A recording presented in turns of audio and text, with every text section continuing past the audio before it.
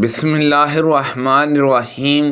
حج کے موقع پر میں نے رسول اللہ صلی اللہ علیہ وسلم سے کہا کہ میں بیمار ہوں۔ آپ صلی اللہ علیہ وسلم نے فرمایا کہ پھر سواری پر بیٹھ کر لوگوں کے پیچھے سے طواف کرے۔ چنانچہ میں نے طواف کیا اور نبی کریم صلی اللہ علیہ وسلم اس وقت خانہ کعبہ کے پہلو میں نماز پڑھتے ہوئے سورۃ والطور کتاب المسطور کی تلاوت کر رہے تھے۔ رسول اللہ صلی اللہ علیہ وسلم نے فرمایا کہ جو شخص قسم کھائے اور کہے قسم ہے لات اور عاز کی، تو اسے تجدید ایمان کے لیے کہنا چاہیے لا الہ الا اللہ، اور جو شخص اپنے ساتھی سے یہ کہے کہ آؤ جوا کھیلیں، تو اسے صدقہ دینا چاہیے۔ میں نے عائشہ صدیقہ رضی اللہ عنہا سے پوچھا تو انہوں نے کہا کہ کچھ لوگ منات بت کے نام پر احرام باندھتے ہیں جو مقام مشلال میں تھا۔ وہ صفا اور مروہ کے درمیان حج و عمرہ میں سی نہیں کرتے تھے۔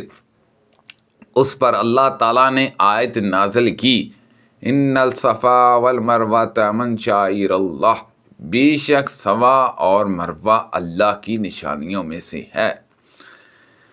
چنانچہ رسول اللہ صلی اللہ علیہ وسلم نے ان کے درمیان طواف کیا اور مسلمانوں نے بھی طواف کیا۔ سفیان نے کہا کہ منات مقام قدیہ پر مشلال میں تھا، اور عبد الرحمن بن خالد نے بیان کیا کہ ان سے ابن شہاب نے، ان سے عروہ نے بیان کیا، اور ان سے عائشہ صدیقہ رضی اللہ عنہا نے کہا کہ یہ آیت انصار کے بارے میں نازل ہوئی تھی۔ اسلام سے پہلے انصار اور غسان کے لوگ منات کے نام پر احرام باندھتے تھے، پہلی حدیث کی طرح، اور محمد نے ظاہری سے بیان کیا، ان سے عروہ نے، ان سے عائشہ صدیقہ رضی اللہ عنہا نے کہ قبیلہ انصار کے کچھ لوگ منات کے نام کا احرام باندھتے تھے۔ منات ایک بت تھا جو مکہ اور مدینہ کے درمیان رکھا ہوا تھا۔ اسلام لانے کے بعد ان لوگوں نے کہا کہ یا رسول اللہ صلی اللہ علیہ وسلم، ہم منات کی تعظیم کے لیے صفا اور مروہ کے درمیان سی نہیں کیا کرتے تھے۔ سب سے پہلے نازل ہونے والی سجدے والی سورت نجم ہے۔ بیان کیا کہ پھر رسول اللہ صلی اللہ علیہ وسلم نے اس کی تلاوت کے بعد سجدہ کیا، اور جتنے لوگ آپ کے پیچھے تھے سب ہی نے آپ صلی اللہ علیہ وسلم کے ساتھ سجدہ کیا، سوائے ایک شخص کے۔ میں نے دیکھا کہ اس نے اپنی ہتھیلی میں مٹی اٹھائی اور اسی پر سجدہ کر لیا۔ بعد میں بدر کی لڑائی میں نے اسے دیکھا کہ کفر کی حالت میں وہ قتل کیا ہوا پڑا ہے۔ وہ شخص امیہ بن خلف تھا۔ رسول اللہ صلی اللہ علیہ وسلم کے زمانے میں چاند دو ٹکڑے ہو گیا تھا، ایک ٹکڑا پہاڑ کے اوپر اور دوسرا اس کے پیچھے چلا گیا تھا۔ نبی کریم صلی اللہ علیہ وسلم نے اسی موقع پر ہم سے فرمایا تھا کہ گواہ رہنا، چاند پھٹ گیا تھا، اور اس وقت ہم بھی نبی کریم صلی اللہ علیہ وسلم کے ساتھ تھے۔ چنانچہ اس کے دو ٹکڑے ہو گئے۔ نبی کریم صلی اللہ علیہ وسلم نے ہم سے فرمایا کہ لوگوں گواہ رہنا، گواہ رہنا۔ عبداللہ بن عباس رضی اللہ عنہما نے بیان کیا کہ نبی کریم صلی اللہ علیہ وسلم کے زمانے میں چاند پھٹ گیا تھا۔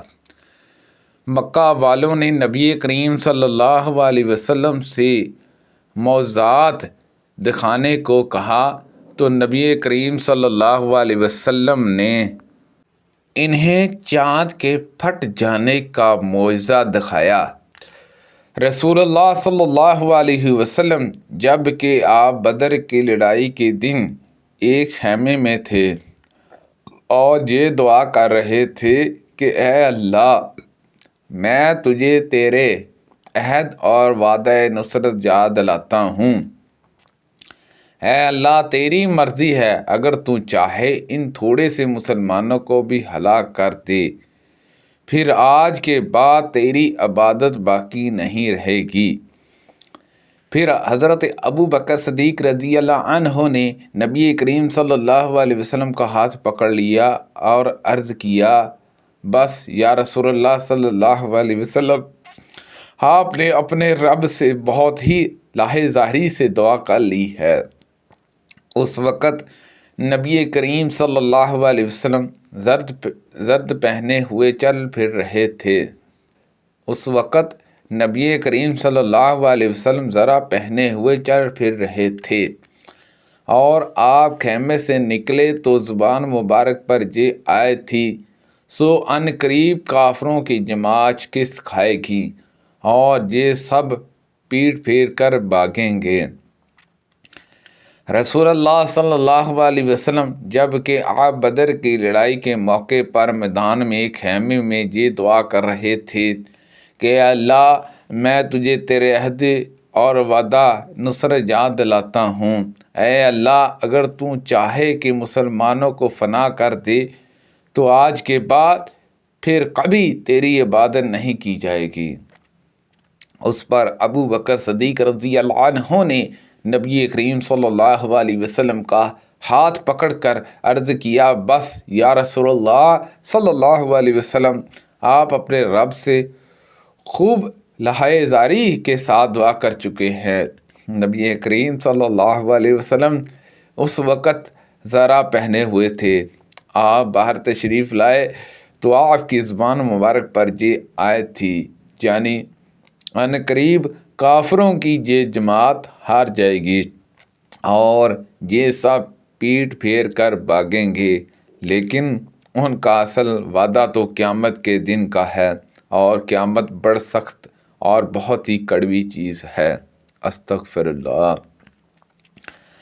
رسول اللہ صلی اللہ علیہ وسلم نے فرمایا کہ جنت میں کھوکھلے موتی کا خیمہ ہوگا، ان کی چوڑائی 60 میل ہوگی، اور اس کے ہر کنارے پر مسلمانوں کی ایک بیوی ہوگی، اور ایک کنارے والی دوسرے کنارے والی کو نہ دیکھ سکے گی، اور مومن ان کے پاس باری باری جائیں گے، اور 2 باغ ہوں گے جن کے برتن اور تمام دوسری چیزیں چاندی کی ہوں گی، اور ایسے بھی 2 باغ ہوں گے جب کہ برتن اور تمام دوسری چیزیں سونے کی ہوں گی۔ جنت عدن والوں کو اللہ پاک کے دیدار میں صرف ایک جلال کی چادر حائل ہوگی جو اس کے مبارک منہ پر پڑی ہوگی۔ میں نے عبداللہ بن عباس رضی اللہ عنہما سے سورۃ توبہ کے متعلق پوچھا تو انہوں نے کہا کہ یہ سورۃ توبہ کی ہے یا فضاحت کرنے والی ہے۔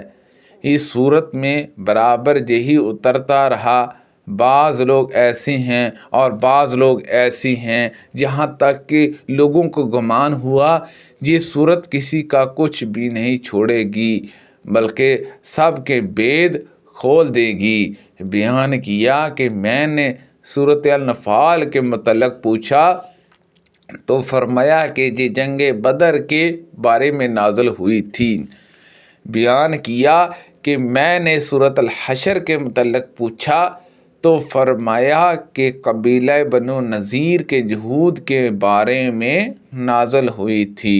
سبحان اللہ عز و جل۔ اللہ پاک سے دعا ہے کہ اللہ پاک ان حدیثوں پر عمل کرنے کی توفیق عطا فرمائے۔ اللہ پاک ہم سب کو صحت و تندرستی عطا فرمائے۔ کو پڑھنے میں غلطی کوتاہی ہو گئی ہو تو اللہ پاک معاف فرمائے۔ صدقہ جاریہ سے زیادہ لوگوں تک شیئر کیجئے۔ آمین بجاہ النبی الامین صلی اللہ علیہ وسلم۔